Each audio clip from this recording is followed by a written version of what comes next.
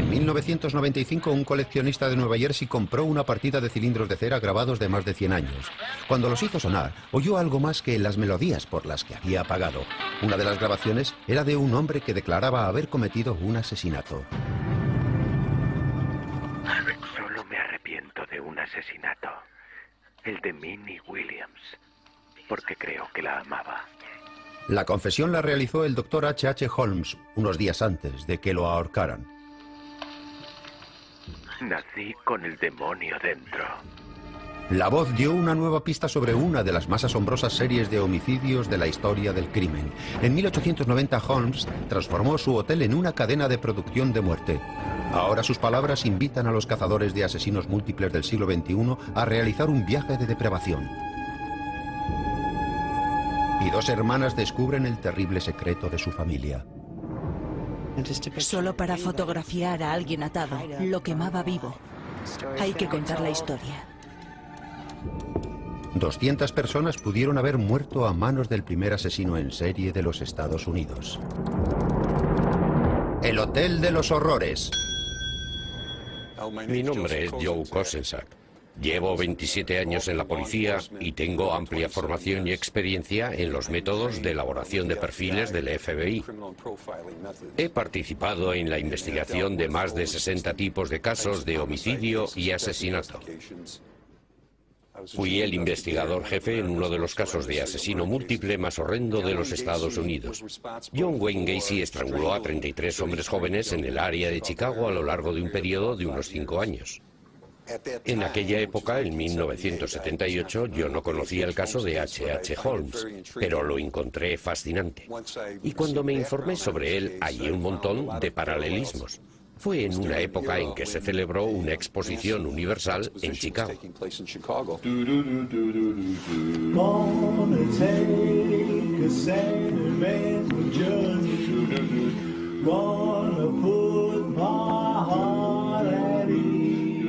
La década de 1890 fue la edad de oro de los Estados Unidos. La economía crecía enormemente y la segunda ciudad del país estaba hambrienta de gloria. Chicago quería tener el derecho de organizar el mayor acontecimiento del país, la gran exposición y feria mundial.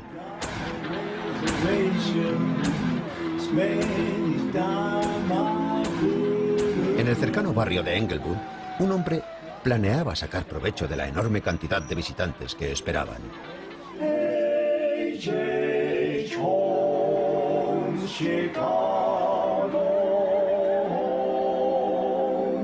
En el cruce de la calle Wallace con la 63, H.H. Holmes empezó poniendo una barbería, construyó su propio hotel de la Feria Mundial e ideó un plan para hacer mucho dinero.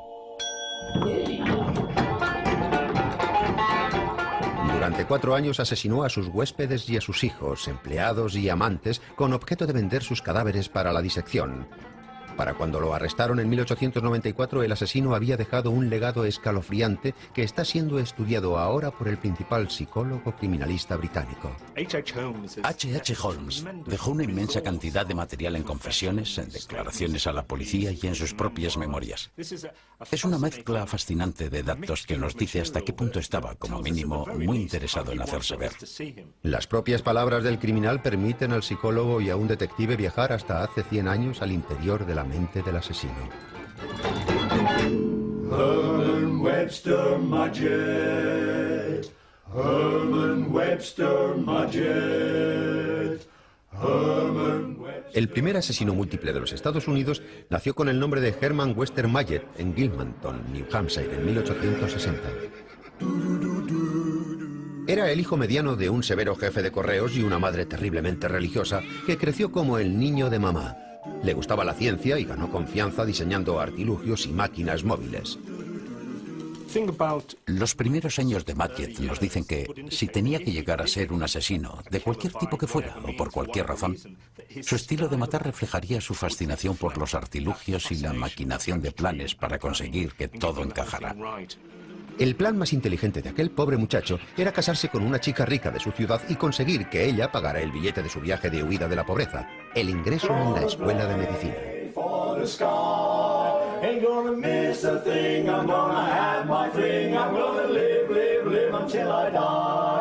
Podemos encontrar algunas huellas en los documentos históricos de Hermann Webster y seguirle la pista en lo que dejó escrito. La primera vez que aparece su nombre es en el libro en el que se registró al matricularse como estudiante de medicina el 21 de septiembre de 1882. Durante el primer año de sus estudios de medicina, Mayet trabajó sobre cadáveres probablemente a diario. Tenía 3 clases a la semana sobre partes concretas del cuerpo y trabajaba sobre el cadáver en los días en los que tocaba esas lecciones. Tenía que memorizar un montón de material, algo así como memorizar una guía telefónica. Mayet consideraba que aquel trabajo era espantoso y pensaba que los estudiantes ricos lo tenían muy fácil. En aquel entonces, las clases, que había que pagar siempre, costaban entre 100 y 200 dólares de la época, así que o conseguía el dinero o no podía asistir a las clases. El conserje de la escuela, Doc Nigel, llamaba a los estudiantes a la clase de disección. Esta es la campana que se hacía sonar para que los estudiantes entraran en clase. La auténtica campana que dio inicio a la carrera de medicina de Hermann Mayet. El estudiante sin dinero se enteró de lo que el conserje hacía entre los toques de campana. Era el conservador de los cadáveres de disección y cabeza visible de un negocio de trata de cadáveres. Esto es parte de los trapos sucios de la enseñanza de medicina. Legalmente, si se recurriera a los medios tradicionales en que todo está claro y en orden, solo obtendrían un 20% de sus necesidades. Aquí se movía dinero, de modo que es difícil probar que Doc Nigel aceptara cuerpos e hiciera la vista gorda, a pesar de que supiera que tal vez se habían conseguido de una manera menos legal. Mayet llegó a saber todo eso y estaba presente cuando entraban algunos cadáveres de dudosa procedencia. Them bones gonna walk around, them bones gonna walk around, them bones gonna walk around. Now hear the word of the Lord. El tufo a dinero fácil que se desprendía de aquellos cadáveres contagió a Mayet de una obsesión que lo acompañaría hasta el día de su muerte. La fantasía es el cimiento en el que se apoyan las causas que originan un asesino en serie. Los asesinatos del primer asesino múltiple de los Estados Unidos nacieron de un fantástico plan que un conserje corrupto inspiró en un estudiante de medicina llamado Hermann Mayet. Mayet era capaz de ver los cadáveres humanos como un producto del que podía sacar dinero. Y creo que eso lo aprendió en la escuela de medicina. La facultad con aquellos muertos generaba una fascinación criminal y Mayet descubrió que cavando tumbas y vendiendo cadáveres podía pagarse los estudios y compartió su secreto con otro compañero de clase. Encontramos un libro de firmas que perteneció a un compañero que estaba en su clase en 1884 y resulta ligeramente escalofriante pensar en lo que hizo después, porque allí se lee: "Yo soy tu verdadero amigo, Hermann Mayet". Y en la siguiente página aparece su compañero R.C. Lycott, médico, 1884. No solo es posible que Lycott y Mayet tuvieran una relación muy estrecha, sino que es muy probable imaginarlos junto a una mesa así, de esta anchura, con un cadáver en medio, y a Lycott en este lado y Mayet en el otro trabajando sobre él, diseccionándolo durante 30 o 40 horas a la semana. Compartir un cadáver en el laboratorio contribuye a estrechar una relación. Tras diseccionar juntos los cadáveres de la escuela, Lycott y Mayet fantaseaban sobre un plan que los haría ricos usando aquellos cuerpos. Soñaban con conseguir un seguro de por vida gracias a su compañero intrigante. El plan era el siguiente: conseguir 3 cadáveres de la sala de disección, los de un hombre, una mujer y una niña. Previamente habríamos asegurado la vida del hombre por más de 30.000 euros a favor de su mujer y su hija. Prepararíamos las cosas para que pareciera que la mujer y la hija habían sido asesinadas, lo que provocaría a su vez el suicidio del desconsolado marido. Los cuerpos robados tomarían el lugar de los miembros de la familia auténtica después de que hiciéramos desaparecer a estos últimos. Mayet se haría a sí mismo beneficiario final y cobraría personalmente el seguro para repartirlo después secretamente con la familia. Este sueño de asesinato familiar podía haberse olvidado, pero por lo que sucedió después. Mayet no era el mejor estudiante. Terminó de los últimos de su clase y la facultad necesitó un segundo voto para acabar dándole su título de medicina. Se hizo médico por los pelos y entonces abandonó a la mujer que le había ayudado a conseguirlo y se fue a buscar a otra mujer a Moores Fork, al norte de Nueva York, pero tuvo que abandonar sus sueños médicos para enseñar. Y cuando estaba comprometido, se corrió la voz de que ya estaba casado y fue denunciado como mentiroso y timador. On a Sunday morn, Saturday forlorn. Sin duda tuvo que sufrir una crisis de confianza que tuvo que resultar enormemente traumática para él. El factor desencadenante de la actividad de los asesinos en serie suele ser algún tipo de estresante psicológico. En 1885, el hambre me amenazaba y al final tuve que vender el último de mis 2 caballos. El hecho de que tuviera problemas financieros pudo acelerar el proceso de llevar a cabo la idea de matar a una familia. Mayet dice que escribió a su compañero de conspiración de la universidad, Robert Laycock, y empezaron su caza de cadáveres. Este plan exigía una gran cantidad de material, de hecho no menos de 3 cuerpos. Pero ningún médico puede extraviar 3 cadáveres sin levantar sospechas.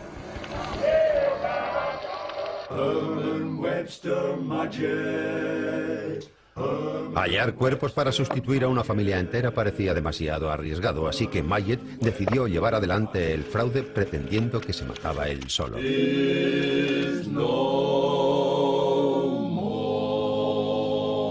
En el año 1886, Mayet trabajó en una farmacia para pagarse las primas del seguro de vida. Envió los papeles del divorcio a su primera mujer para dejar hecho cierto trabajo de base, antes de casarse con Myrta Belknap, que estaba al tanto del plan.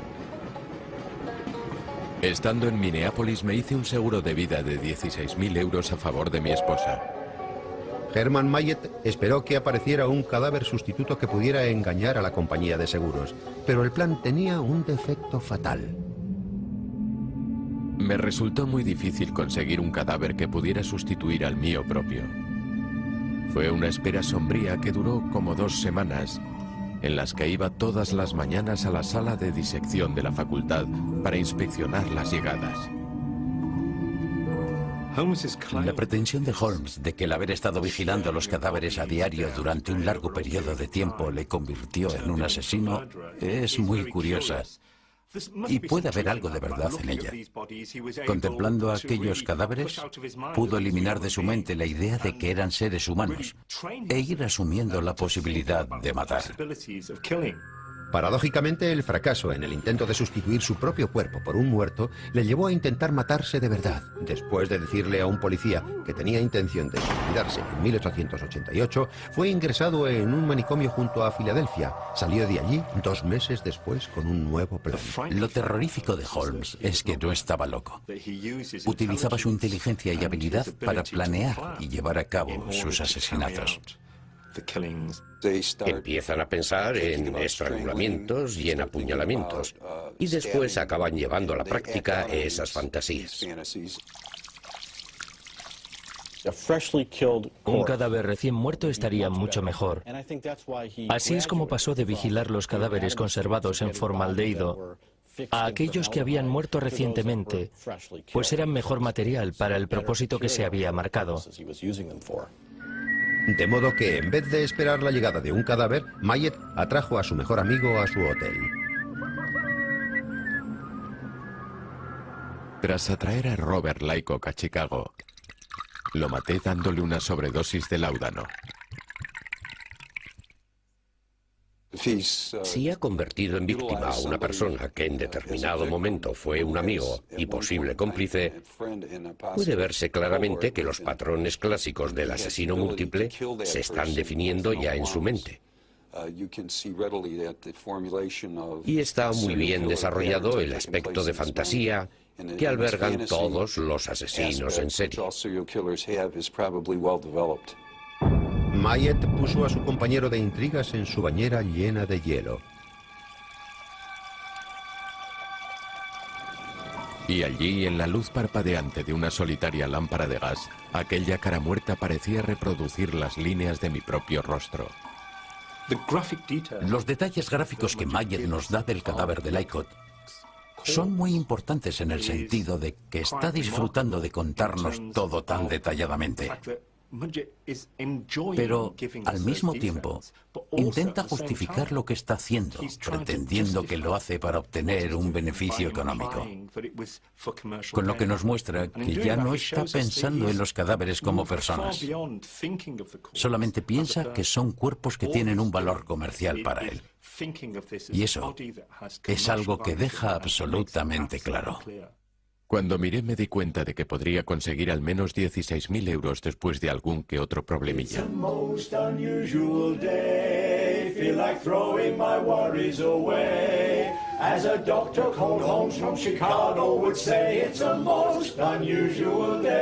Mayet se deshizo del cadáver después de vestirlo con su ropa y de ponerle sus documentos de identidad para que apareciera así ante la compañía de seguros. Y así, tras sufrir unos cuantos problemas y alguna huida complicada, conseguí engordar mi cuenta corriente con 16.000 euros. En la superficie puede parecer que el dinero es la principal motivación para él, pero en realidad es una persona que pasa mucho tiempo fantaseando sobre la muerte y el asesinato. Y en general hay algo más que eso. Y el asesinato es una forma de hacer realidad sus fantasías. Con el dinero obtenido por el asesinato de Laycock, pudo comprar estas tierras para construir la casa de sus sueños. Había una farmacia y una barbería, y ahora estaba levantando una gran casa. Él llamaba su castillo a aquel edificio de 3 pisos con torreones, al que incorporó los últimos adelantos, como la iluminación de gas. Sus artilugios podrían ser utilizados en su nueva profesión. Herman Mayet volvió a nacer como empresario homicida de nombre H.H. Holmes.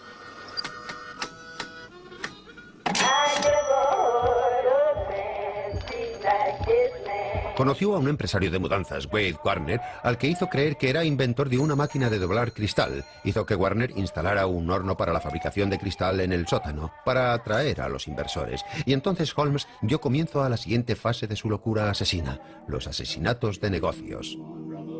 La próxima muerte fue la de Warner. Me aseguré de que me firmara 2 cheques por pequeñas cantidades, a los que después yo añadí la palabra 1000 y los ceros necesarios.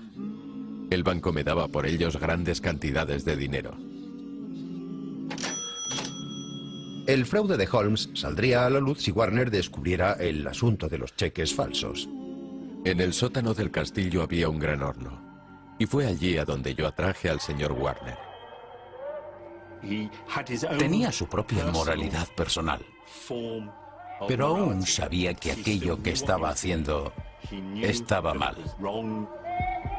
Entonces, cerré la puerta del horno y lo puse a funcionar a toda potencia. En poco tiempo no quedaron ni los huesos de la víctima. Holmes estaba industrializando el hobby que había aprendido como estudiante de medicina cuando asaltaba tumbas para robar cadáveres. Incluso reciclaba los ataúdes y los vendía para obtener un beneficio. El castillo que había construido albergaba su negocio de cadáveres que robaba de tumbas para venderlos a la escuela de medicina. Este tráfico de cadáveres funcionaba a toda máquina cuando Holmes mató, según él mismo, accidentalmente, a otro médico con el que hacía negocios, el Dr. Russell. Durante una discusión sobre el pago de la renta que me debía, lo tiré al suelo de un fuerte golpe con una silla. Y tuve que buscar otra forma de ocultar el crimen.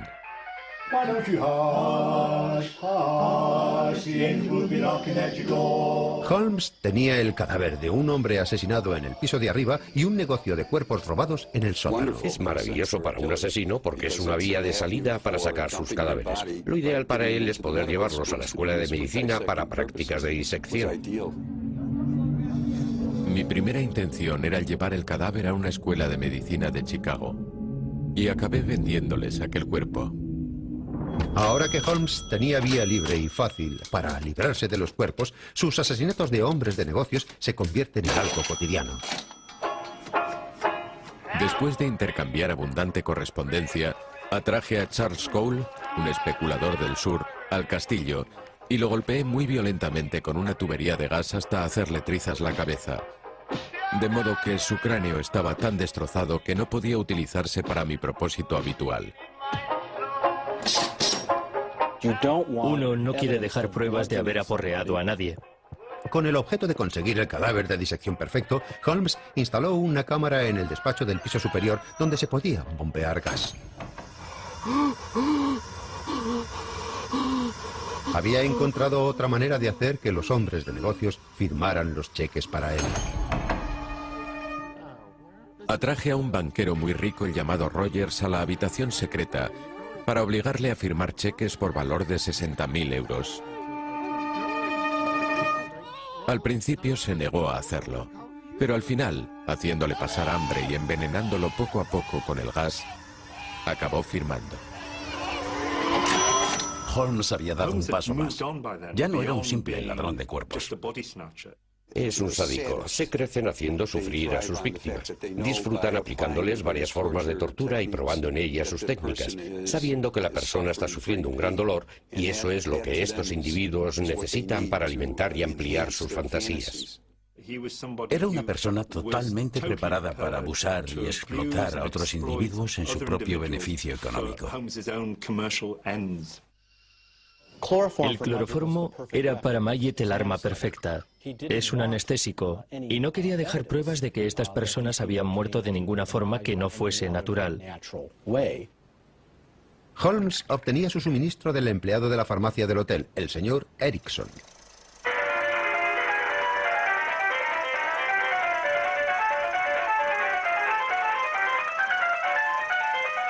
La necesidad de conseguir tanto cloroformo es bastante significativa. Nadie compraría tanto si no fuera para matar a un montón de gente y para someter a sus víctimas. Es importante decir que tenemos los planos del castillo que nos dan una idea del proceso que siguió su pensamiento a la hora de crear aquella fábrica de asesinatos.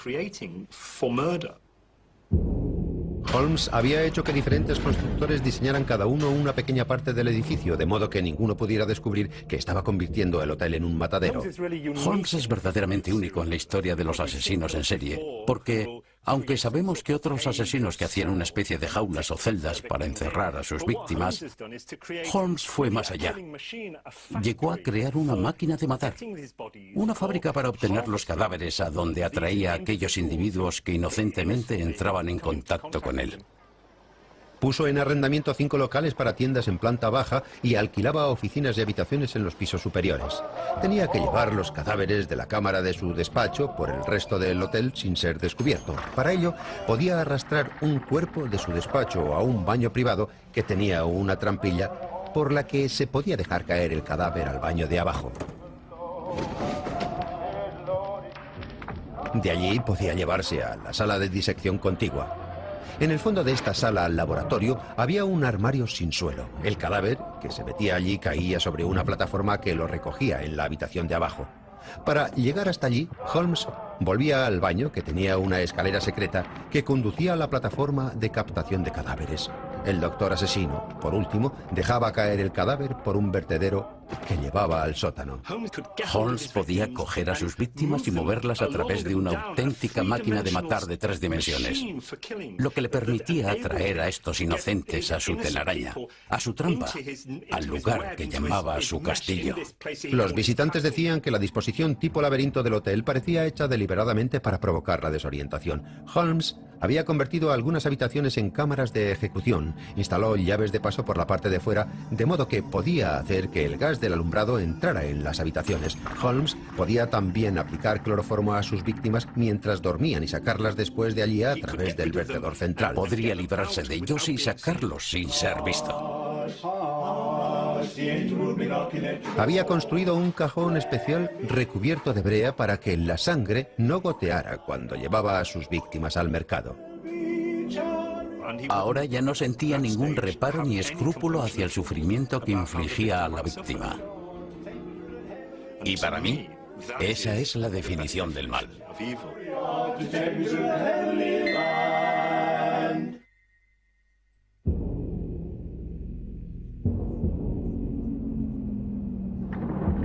Los primeros cadáveres salieron en 1891 de la cadena de montaje de muerte instalada en el Hotel Chicago H.H. Holmes. Eso encajaba bien con su plan general. Tenía a las víctimas alineadas con sus seguros de vida preparados. Y entonces los iba matando para cobrarlos. Holmes hizo suficientes pólizas de seguros de vida como para cobrar 200.000 euros, pero también mataba para conseguir dinero más fácil, aquel que las escuelas de medicina pagaban por los cadáveres.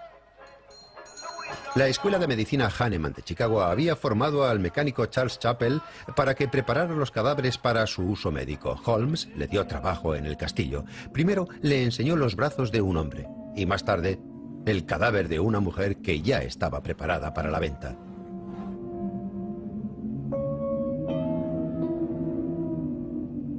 Parecía el cuerpo de una liebre que había sido despellejada, arrancándole la piel desde la cabeza y despegándola de todo el cuerpo. En algunas partes se había arrancado bastante cantidad de carne. El proceso de despellejar a esta persona así es básicamente un intento de deshumanización de la víctima. El hecho de que faltara carne en parte del cadáver es algo que los investigadores tienen que estudiar, porque puede ser también que este individuo estuviera practicando el canibalismo. De repente tienes un hombre joven que te dice que puede conseguirte 30, 40 o 50 cadáveres, los que quieras, sin problemas ni preguntas. Te dice, se los consigo, me paga la tarifa y ya está. Eso es un sueño hecho realidad, un auténtico chollo para las escuelas de medicina. La corrupción del sistema le permite y le ayuda a hacerlo.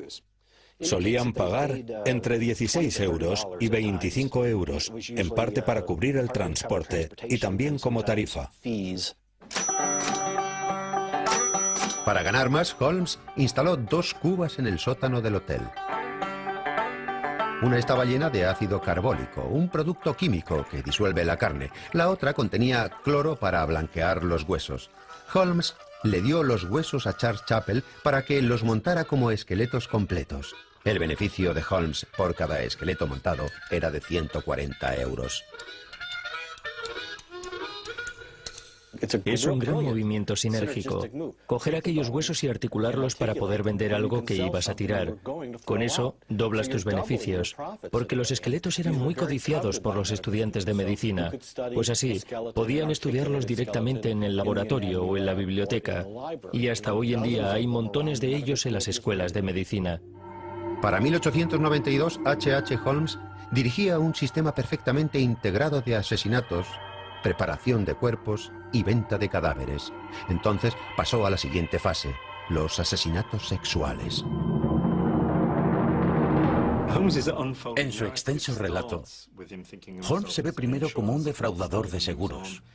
Pasa luego a tratar cadáveres y a venderlos, hasta que al final pierde cualquier tipo de sentimiento y consideración hacia sus semejantes humanos. Entonces, decide que puede utilizar el poder que ejerce sobre la gente para obtener de ellos una gratificación sexual. Y empieza a centrar su atención en las mujeres. Las mujeres se sentían atraídas hacia él. Le gustaba flirtear y ellas creían lo que les decía. Pues al parecer era muy guapo y tenía una gran personalidad, de modo que atraía a muchísimas mujeres.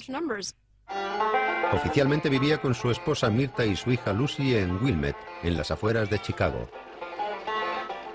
Mirta lo describe como un marido increíblemente cariñoso, que adoraba a su hija y que siempre le traía algún animalito, porque a ella le encantaban.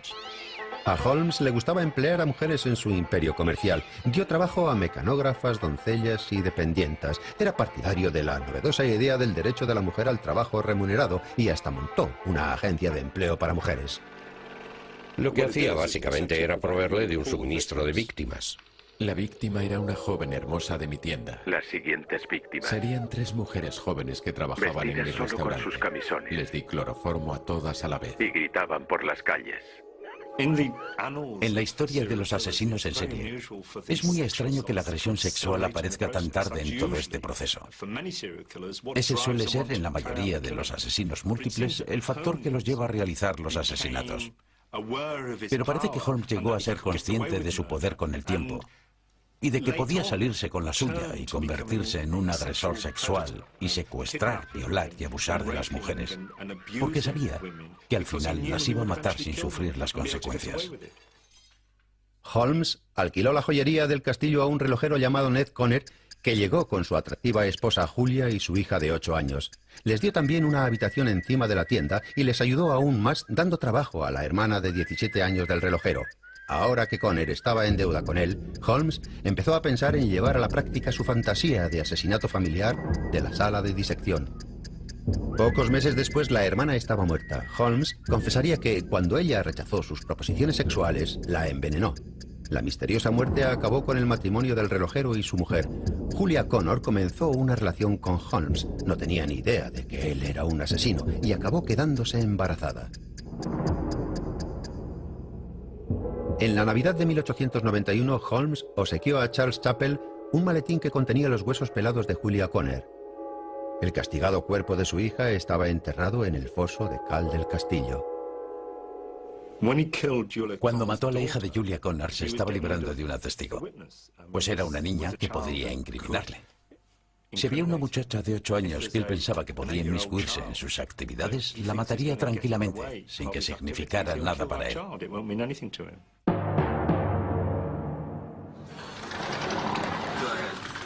Beth y Brenda Paisel han seguido la pista de H.H. Holmes hasta Filadelfia.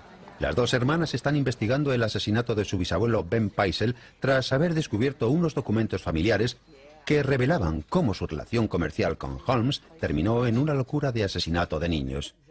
Nadie nos había contado nada de esta historia. Había permanecido oculta. Pero cuando nuestra abuela murió, encontramos en su casa una serie de recortes y artículos de periódico. Los leímos y empezamos a conocer todos los terribles detalles de esta historia. Paisel era inventor y Holmes registró la licencia de una carbonera que él había diseñado e incluso utilizó a los propios hijos de Paisel para anunciarla. Tanto Howard, el niño que se inclina para coger el carbón, como la niña que lo recoge, se parecen mucho a Alice y Nellie, sus propios hijos. Holmes se enroló al cabeza de familia en un nuevo trabajo. Holmes no era un hombre muy alto. Medía como 1,70 y pesaba unos 68 kilos. Era como de mi tamaño, un tipo pequeño con un gran bigote. Benjamín era un tipo alto, de más de 1,80 y bastante musculoso, así que se convirtió en su esbirro, en su lacayo. Holmes enviaba a su sirviente a la búsqueda de nuevas oportunidades. En diciembre de 1891, Paisel le dijo que había conocido una nueva mecanógrafa muy guapa, Emily Seagram.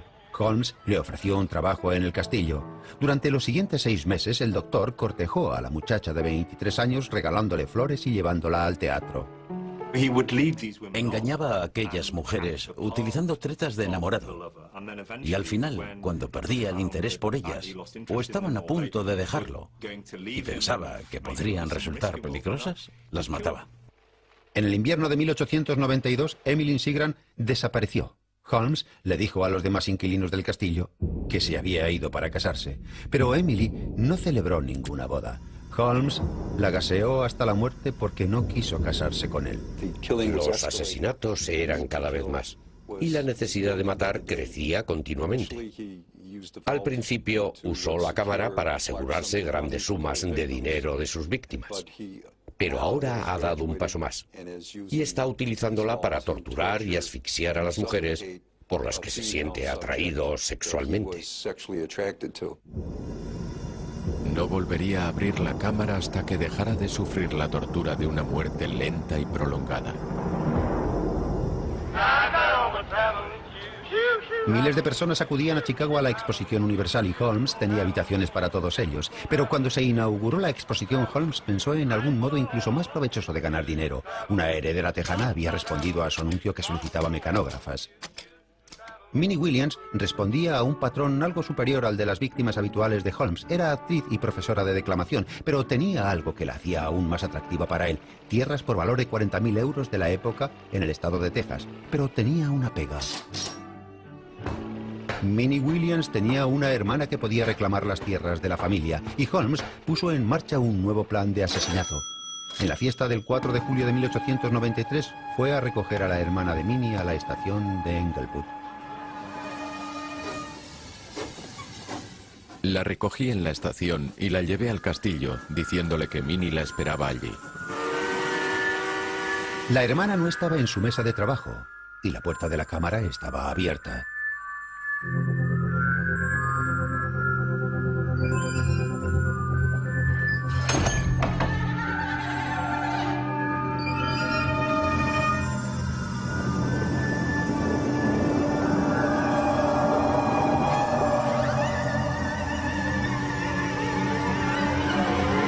La marca de la perversión de Holmes quedó grabada a fuego en el interior de la puerta de la cámara. En el proceso de tortura de la mujer se utilizaron ciertos compuestos químicos para aumentar su sufrimiento. La planta de su pie tenía sin duda algún tipo de sustancia que, en contacto con la pared a la que empujaba con el pie cuando moría, dejó una huella en la parte interior de la cámara.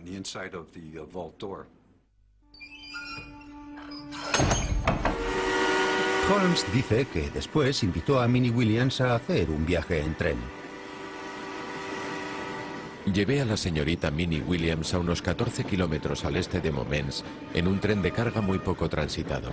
Allí le quité la vida envenenándola y enterré su cadáver. La confesión del cilindro de cera subraya muy especialmente la declaración del amor que siente hacia su víctima. Solo me arrepiento de un asesinato, el de Minnie Williams, porque creo que la amaba. La grabación apunta hacia la motivación principal de Holmes. Es difícil llamarlo amor, pero yo diría que tiene la forma de una obsesión. Holmes era un acosador compulsivo. Holmes se obsesionaba y acechaba a determinadas mujeres. Era un individuo que ya no tenía verdaderos sentimientos humanos.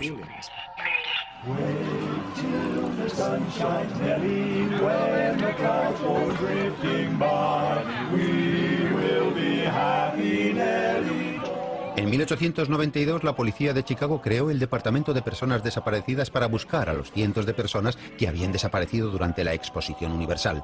Durante los 3 años anteriores, H.H. Holmes había asesinado a tantos visitantes de la Exposición Universal que se le había amontonado el trabajo. A veces el asesino suele querer conservar el cadáver cerca.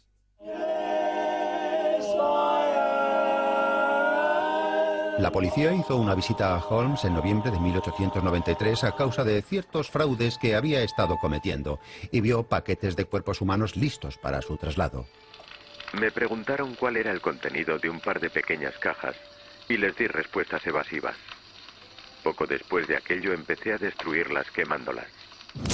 Con la policía acercándose a su fábrica de cadáveres, Holmes prendió fuego al piso superior del castillo y el día de Año Nuevo huyó de Chicago con el carbonero Ben Pitese para cobrar las propiedades de las víctimas. Holmes aseguró la vida de Paisel por 8.000 euros al principio de su viaje por el campo. Las bisnietas de Benjamin Paisel reconstruyeron su viaje con las pistas ocultas en los papeles de la familia.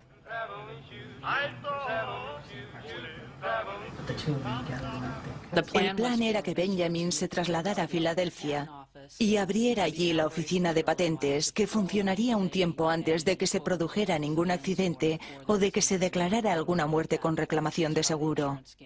A Benjamin y a su familia se les dijo que se sustituiría su cuerpo con otro que se pareciera a él. Holmes había quedado en verse con Paisel en la oficina de patentes de Filadelfia el 2 de septiembre de 1894. Lo que acabó sucediendo es que Holmes mató realmente a Benjamin Paisel, no sustituyó su cuerpo. Esta es la confesión de Holmes. Solo presentó una dificultad, fue necesario que lo matara. Se refiere a Benjamin Paisel, de manera que no se produjera ningún tipo de lucha o movimiento por su parte.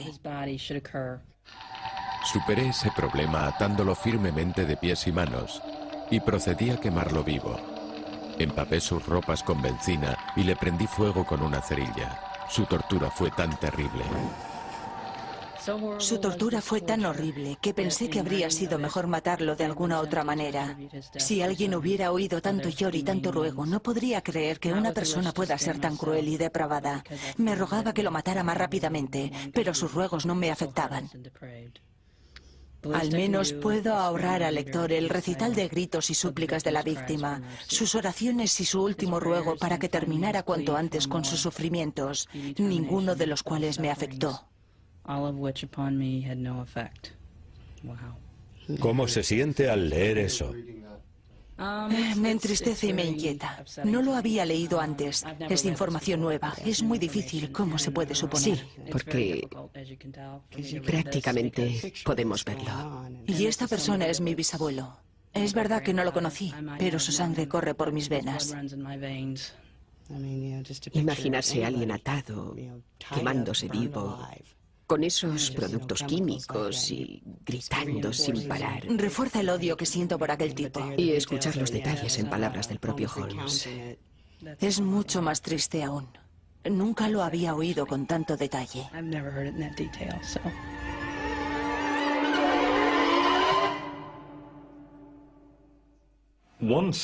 Cuando estás montado en esa montaña rusa, esa vorágine de asesinatos, de secuestrar personas, envenenarlas con gases o usando ácido. Cuando te dedicas a atraer mujeres a tu red para explotarlas o abusar de ellas y acabar matándolas, cualquier cosa es posible. Y un individuo que está haciendo todo eso seguirá explorando más y más allá nuevas formas de obtener lo que necesita de sus víctimas con todo lo que esté en su mano. A la hora de cobrar el seguro, el asesino en serie H.H. Holmes se dio cuenta de que la esposa y los hijos de la víctima podían también reclamar el dinero. Holmes le dijo a Carrie Peisel que su marido estaba escondido y se ofreció para ocuparse de sus hijos. Fue por la mañana temprano. Me dirigí al taller donde había dejado los cuchillos para que fueran afilados. El pequeño Howard de 8 años fue asesinado primero. Su cuerpo fue cortado, quemado e introducido en la chimenea de una casa de Indiana. Holmes se llevó a las niñas Alice y Neil al norte, a Canadá. Escribían cartas diciendo dónde estaban, cartas con fecha, que Holmes nunca envió. Queridos abuelos, espero que estéis bien. Está haciendo muy mal tiempo y Nelly y yo estamos resfriadas. Decidle a mamá que Howard no está con nosotros. Holmes adaptó su baúl de viaje para convertirlo en una cámara de gas portátil y el 25 de octubre de 1894 metió a las dos niñas allí.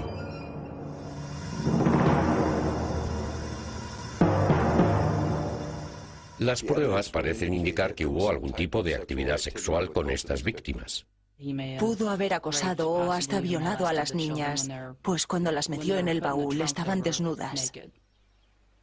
Holmes alquiló esta casa en Burlington, Vermont, para llevar a cabo su fantasía del asesinato familiar. Quería matar a toda la familia. Planeó matar a Carrie Peisel, a Desi, la hermana mayor, y a nuestro abuelo Horton, que era un bebé, así que nosotras no estaríamos aquí.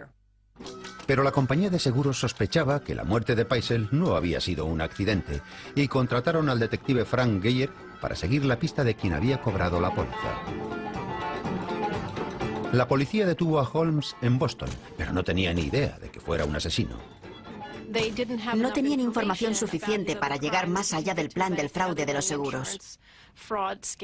Y como Ben Peisel estaba carbonizado e irreconocible, Holmes declaró que era un cadáver que había robado de la morgue y que Peisel estaba oculto dándose la gran vida por ahí. Holmes se hizo famoso por haber maquinado el plan de los seguros del cementerio.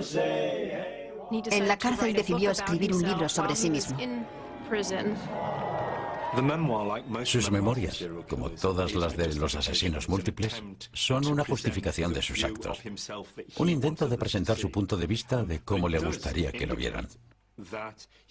Pero indican que era un hombre muy inteligente, con muchos recursos verbales. De manera que podía engatusar y convencer a la gente de la verosimilitud de lo que cuenta. Era el perfecto villano, pero tenía ese aire de villano guapo y misterioso, que hablaba muy bien, lo que le permitía seguir adelante más fácilmente con sus propósitos. Holmes se había salido con la suya. Era un autor muy vendido cuyo libro de mentiras engañó a todo el mundo sobre cómo se valió de los asesinatos para defraudar a las compañías de seguros. Pero el detective de la aseguradora acabó descubriendo un error de Holmes. el haber conservado las cartas de las niñas. Frank Geyer nunca habría descubierto qué significaba todo aquello, dónde estaban esos niños entonces o que hubieran estado en todas esas ciudades diferentes sin las cartas. Holmes las conservó, nunca se las mandó a la madre de los niños. Holmes las había conservado y con ello se puso la soga alrededor del cuello. Las cartas de Alice llevaron a Geyer hasta la casa de Toronto. Los titulares transformaron a Mayet de estafador en delincuente sexual y después en un nuevo fenómeno, en asesino múltiple. El día en que encontraron a Alice y Nellie, los detectives entraron en el hotel de Chicago, hallaron la cámara de la muerte, ropas de mujer ensangrentadas y restos humanos putrefactos. Cuando la policía encontró una gran pieza de soga, llegó a la conclusión de que Holmes había diseñado la propia casa para realizar los asesinatos. Creó un instrumento para practicar el asesinato, que era el propio edificio. Podía dormir a sus víctimas con cloroformo o colgarlas y utilizar el edificio que con tanto cuidado había construido para facilitar el movimiento del cadáver. Charles Chappell entregó a la policía la última bolsa de huesos que Holmes había dejado. Una víctima, que se cree era la mujer del relojero, Julia Conner, fue recuperada de la escuela médica de Hahnemann, donde estaba montado su esqueleto. Frank Geyer seguía buscando al pequeño Howard Peitzel. Un mes después de hallar a las niñas, Geyer encontró en la casa de Indiana los restos carbonizados del chaval. Dejando de creer en las historias de sustitución de cadáveres que contaba Holmes, Filadelfia lo encausó por el asesinato de Ben Peitzel. En Filadelfia, el juicio a H.H. Holmes fue el mayor acontecimiento de la historia de la ciudad. Holmes fue declarado culpable y condenado a muerte, lo cual fue una nueva oportunidad para que la prensa se implicara realmente en el caso. Cometió su último crimen cuando, pagado por los periodistas, confesó 27 asesinatos, pero las pistas recogidas en Chicago sugieren que hubo hasta 200 muertos. Hubo muchísimas más víctimas de las que él admitió haber matado. Tal vez docenas de personas. Más de 27 sin duda, porque había un montón de informes policiales atribuidos a personas que habían estado relacionadas con el castillo. Finalmente, la empresa de cilindros de cera nos dio las ideas del propio Holmes sobre su naturaleza y sus motivaciones. No podía evitar ser lo que era, un asesino. Del mismo modo que el poeta no puede rehuir la inspiración a la hora de hacer una canción. Yo creo que fue el asesino en serie más horripilante de los Estados Unidos. Fue un asesino astuto e ingenioso. Holmes fue la primera persona en la época moderna que se valió de las complejidades y el anonimato de la sociedad actual para matar una y otra vez sin ser descubierto. Y haciéndolo, abrió el camino a otros muchos asesinos múltiples que le siguieron y que proliferaron 50 o 60 años más tarde. Este es el lugar en el que Holmes mató a nuestro bisabuelo, Benjamin Peitzel. Queríamos venir a verlo y saber cómo sucedió todo para poder darle algún tipo de conclusión y hacerle una especie de despedida o adiós. Este es el lugar donde podemos llorarle y decirle adiós a nuestra manera. No te hemos olvidado, Ben. Benjamin y Carrie unidos hasta el final.